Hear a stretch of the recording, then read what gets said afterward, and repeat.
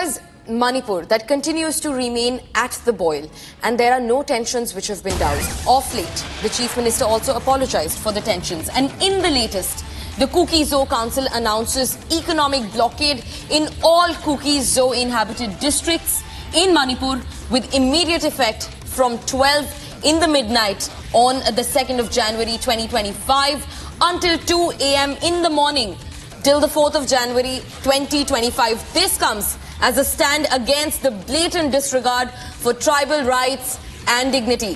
Vehicular movement and transportation of essential commodities passing through the Kuki Zo inhabited area will be totally restricted during the blockade.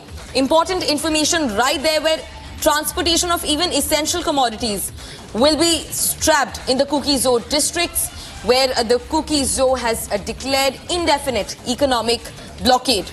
They have stepped up their ante against the deployment of central forces at Saibol and the use of quote-unquote brutal force against the protesters.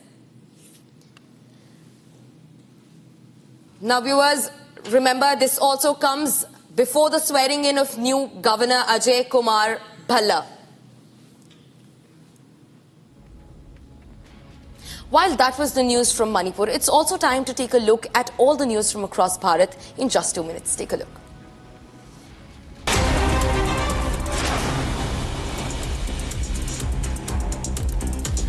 As protests continue over demands of cancellation of the recently held Bihar Public Service Commission exam, Jansuraj Chief Prashant Kishore took a dig at Chief Minister Nitish Kumar, saying he's only worried about keeping his chair and not about the state.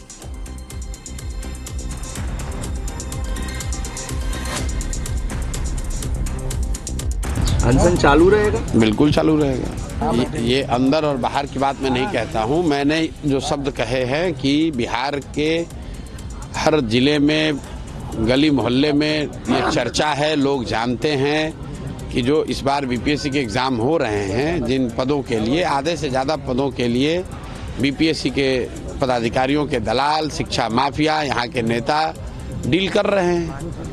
एक एक post के लिए 30 लाख से 1.5 करोड़ रुपए तक लिया जा रहा है। Amid dense fog and poor visibility, the Delhi Airport authorities issued an advisory stating that flights not Cat 3 compliant could be affected by the prevailing weather. Further, the airport authorities requested passengers to contact affected airlines for their updated flight information.